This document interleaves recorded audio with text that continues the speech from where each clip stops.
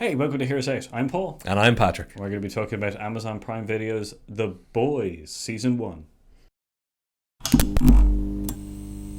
We do videos every Tuesday and Thursday, so come back and check us out. We have a lovely video section, wherever it is on your screen right now. Go and check out our library. We've got lots of good stuff. So, The Boys. Not us boys, other boys. Yes. Are they bad boys?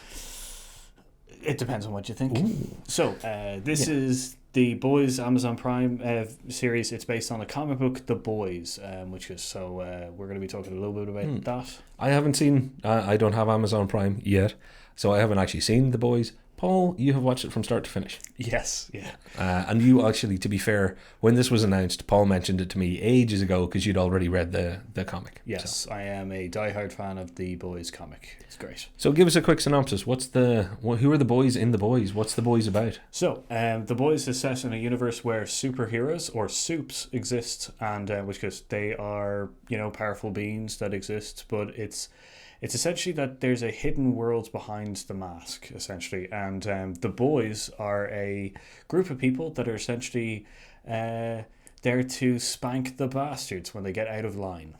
So The Boys then refers to the good old classic, and we very much understand this because we're Irish. It's a bit of a British Isles kind of thing to say, Ireland and England. We're getting the boys together. It's a real getting the boys, we're going to give somebody a beating, that sort of thing. Yeah. The boys will sort it out. Yeah. So these are the boys that are mad at the super people. Yeah.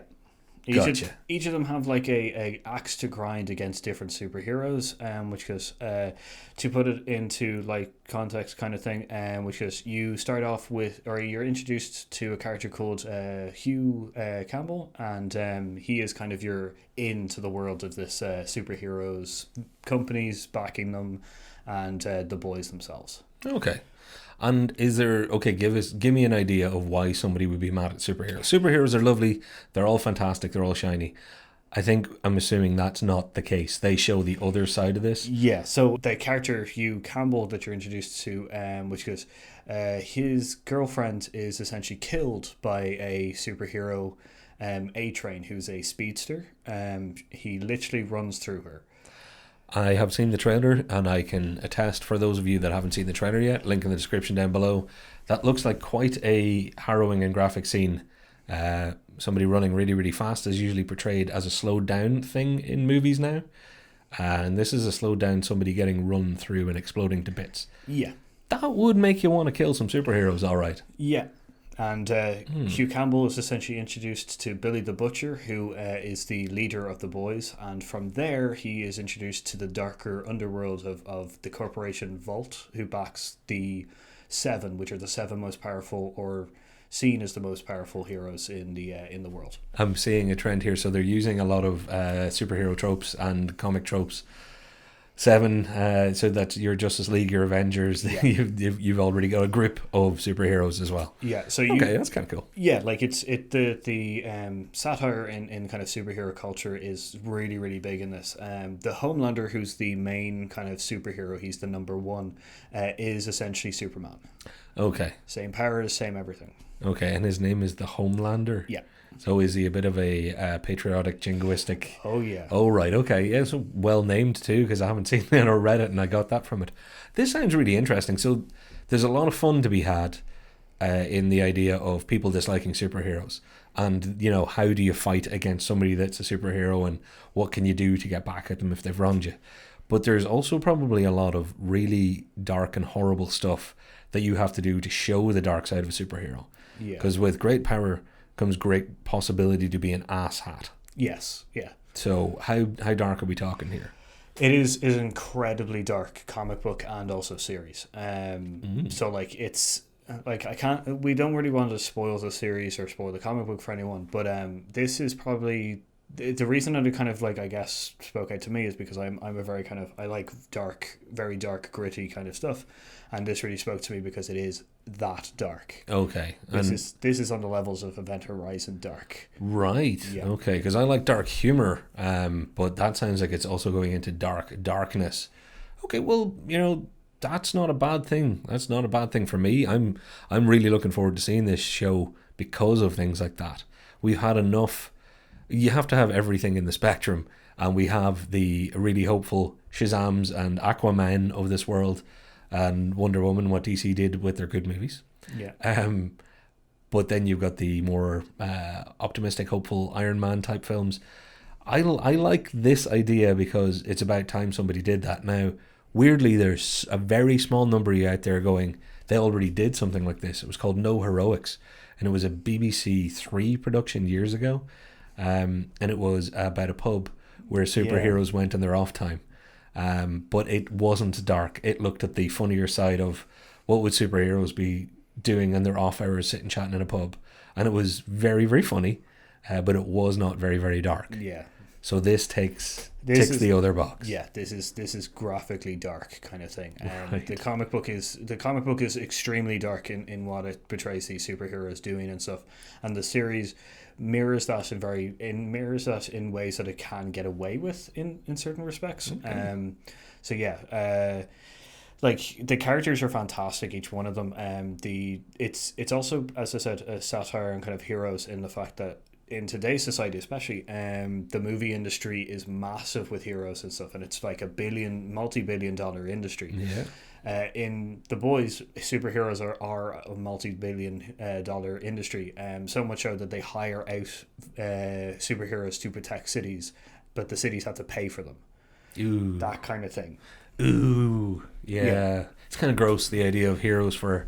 I was about to say the idea of heroes for hire, but no, I'm actually into Luke Cage. But no, the idea of heroes for that level of capitalist hire, I guess. Yes, it's that kind of sense of things. Yeah, interesting. But, as I said, the characters are very, very good because you have actually, like, you have Homelander, who's the Superman, you have the Deep, who's the Aquaman character, A-Train is Flash. So it goes through these kind of like these subtle mirror images of our kind of like DC and Marvel heroes, and then you've also got the Boys, who are a group essentially of vigilantes, which goes and you've got our little Scottish boy who's not Scottish in the series, Hugh Campbell, who's the newbie. You got Billy the Butcher, who's the main man. Mother's Milk, who's who was in the war, like a soldier with Billy the Butcher. Frenchie, kind of the muscle kind of guy. Right. The female, who's also kind of the muscle as well. Okay. So, and you mentioned there's a difference between the comic and the show. So they geographically rearranged a few things, but didn't change any character names. No. Fair enough, I guess. A little bit of a shame if the main kind of character of The Boys was a Scottish guy called Huey. Yeah. That's not going to work as well for me, I guess, knowing that now, but it shouldn't affect the show. No, like the character Hugh Campbell was actually based off Simon Pegg. Okay. And who's in this? Because I've seen him in the trailer. Yeah, he doesn't play him. No, he plays Hugh Campbell's father. Okay. Well, there you go. Once again, you're introduced to these characters pretty quickly on, so I'm not really spoiling anything. And it's kind of in the trailer anyway, a little bit. That's cool. So, anything else that we should know before I get you to rate this on a number of thumbs in the air scale? If you're a fan of the comic book, which the series does diverge from its source material quite a bit, in a good way, I would say, it takes a lot of liberties in kind of the story elements, but it has a lot of the still heart and grittiness and kind of the main story points that the comic book goes through. If you haven't read the comic or anything, I do suggest watching it or reading it. But the show is a great, if you're sick essentially of seeing the goody two shoes scout, like Boy Scouts heroes and stuff like that, and kind of like how they fight their villains, and kind of like, this is honourable kind of fight, this is dirty fighting as much as possible kind of thing, brutal and lovely. That's kind of cool. So if you've ever shouted at the screen, there's no way they do it like that or do that. This might be the thing for you where they actually go ahead and do it like it would really happen. This is like mean. The Punisher, but everybody is the Punisher. God, that's grim, but yeah, good. Not with the ethics. Yeah, I understand. Okay, well that's it's on my to watch list. It's actually one of the reasons I'm going to get Amazon Prime. So Amazon, if you're watching, you're being quite clever throwing stuff like this out there. I'm going to push you though. Are you happy? As someone who read the comic, are you happy? I'm interested in the way that they're going. There's certain elements that I was just like, they should have brought that in they should have kept that.